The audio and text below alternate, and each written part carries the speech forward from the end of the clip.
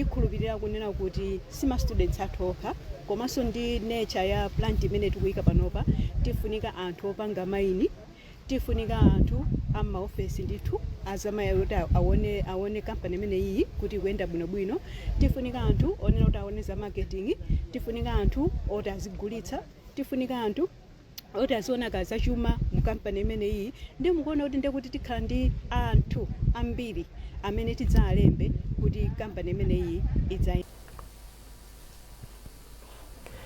Akuluakulu aboma ati ali ndi chiyembekezo kuti dziko lino lipeza makampani ambiri akunja odzayambisa ntchito za malonda mdziko muno kudzera mu ntchito za malonda za Malawi Investment and Trade Forum mdziko la Tanzania.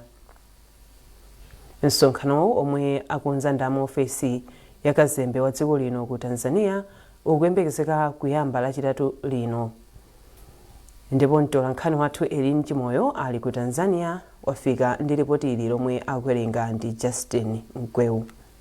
Zokambirana za msonkhanowu azikhazikitsa pamutu olimbikitsa ubale wa Malawi ndi maiko ena ngati njira yotukulira ntchito za malonda.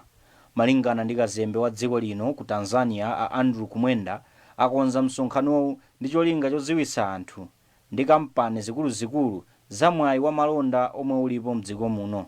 Izi zikuza pamene boma likulimbikitsa mfundo zotchedwa ATM strategy zomwe zikulimbikitsa ulimi, zokopa alendo komanso migodi potukula chuma cha dziko lino. Mfundozi zinayambitsidwa ndi mtsogoleri wa dziko lino Dr. Lazarus Chakwera chaka chino. Zina mwa zomwe zichitike ku msonkhanowo ku Tanzania ndi zokambirana pakati pa malonda, zionetsero za malonda komanso kugawana ndondomeko za chitukuko. Timu ya dziko lino ya masewero mpira wa miyendo yagonja chigoli chimodzi kwa duo ndi timu ya Equatorial Guinea masewero mu group H ozigulira malo mu mpikisano wa pa dziko lonse. Praise Majawa wafika ndi ripoti lomwe akuwerenga ndi Amin Musa. Iban Savado anamwetsa chigoli cha Equatorial Guinea mchigawo chachiwiri. Timu hii inaponya kwambiri mipata ya zigoli mzigawo zonse za masewerowa. Mphunzitsi wa timu ya Flames Patrick Mabedi anasintha osewera awiri pa osewera omwe anayamba pa masewero asa otome lachinayi. Patrick Maungulu ndi Henry Kumwenda analowa malo mwa chifundo mphasi komanso Robert Size. Timu ya Flames ili pa namba yachinayi ni mapoints okwana 6 itasewera masewero okwana anayi pomwe Equatorial Guinea yapeza mapointi atatu koyamba mgululi ndipo idakali pa namba yachisanu. Tunisia ndi omwe ikutsogolera mgululi ndi mapointi okwana 10 ndipo timu ya Namibia ili pa namba yachiwiri ndi mapointi okwana 8. Timu ya Liberia ndi omwe ili pa namba yachitatu ndi mapointi okwana 7 ndipo Sao Tome ndi omwe ili pansi penipeni pa gululi ndipo sidapambane. Thupi la malemu Raf Kasambala omwe anali mmodzi mwa akatswiri za malamulo mdziko muno lalowa m'mandaliro mmodzi mwa kwawo kwa Chijere m'boma la Nkata Bay. Polankhula pamwambo wa maliro yemwe anayimirira mtsogoleri wa dziko lino ndi nduna ya zachitetezo a Harry Nkandawire ndipo ati boma ladandaula kamba ka imfa ya Kasambala ponena kuti iwo anali munthu amene wathandiza dziko lino m'magawo osiyanasiyana achitukuko. Chisomo Manda wafika ndi ripoti.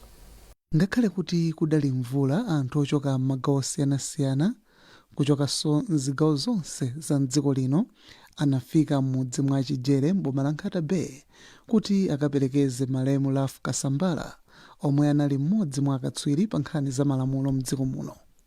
Poyankhula pamwambo wa malirowo yemwe anayimirira mtsogoleri wa dziko lino nduna yoona zachitetezo a Harry Nkandawire adati boma ndilodandaula kamba kuti lataya munthu yemwe adali mulangizi komanso mphunzitsi wa anthu ambiri pa nkhani za malamulo. Iwo adati malemu Kasambala adali munthu yemwe amaonetsetsa kuti ufulu wa anthu sukuphwanyidwa mdziko muno. Mnuna witu wagona apa waleka ntchito zikulu mu charo chino cha Malawi. Ntchito izi wachita muno zinyake zikuonekeratu. Maroya ganyake hali kumanyima kwane huko ni maroya wakutukumuka makoti chifukwa cha hiyo wakasambizanga law ku Chancellor College. Wayo yapa wanyani hapa kuti he was a freedom fighter. Freedom fighter ngwa kuti vantu vaiva kumasuka kususkana na boma para likwenda makora cha. Ndipo a Ben Chirwa Kasambala omwe anayimirira ku banja adati malemu Ralph Kasambala anali mzati wa banja lawo ndipo ifa yawo yasiya dzenje lalikulu m'banja mwawo. Chifukwa cha zonse mwachitira pa nthawi ino yozovuta kunakhala kupanda inuyo ifeyo sitikanakwanisayi chifukwa ife tafa kwambiri. Rafu wagona koma amene afa kwambiri tasalako chifukwa ntchito zake zimene mwana wathu analupangira banja la Kasambala ngakhale ndi ena otsungulira chakuti lankhule mwetisowa. Ndipo mmodzi mwana a Kasambala Tazizwa adati bambo awo adali mphunzitsi pa nkhani zosiyanasiyana za umoyo komanso anali munthu yemwe amafunira zabwino dziko lake. Malemu Ralph Kasambala ayikidwa motsatira mwambo wa chisilikali kutsatira kulamula kwa mtsogoleri wa dziko lino. Iwo adabadwa mchaka cha 1969 ndipo anamwalira pa 7 June ku Lilongwe. Malemuwa asiya mkazi ndi ana atatu. Chisomo Manda, MBC News, Nkatabe.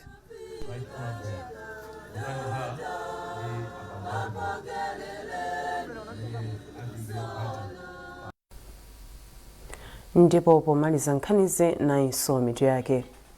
Amaofesi ya President ndi Kabinete andi ndege ya asilikali yomwe inanyamula wachiwiri kwa mtsogoleri wa dziko lino Dr. Saulos Chilima pamodzi ndi anthu ena asanu ndi anayi yasowa. Boma lati ntchito yobweretsa magetsi m'madera ku midzi ithandiza kutukula miyoyo yawo ochita bizinesi zing'onozing'ono. Ndipo mu nkhani za masewero timu ya dziko lino ya mpira wa miyendo ya Flames yagonja ndi chigoli chimodzi kwa adu ndi Equatorial Guinea masewero a Group H ozigulira malo mu mpikisano wa pa dziko lonse. Munali ndine Mercy Zamawa ndi mzangayo Tawson Kamata tukufunirani usiku opambana.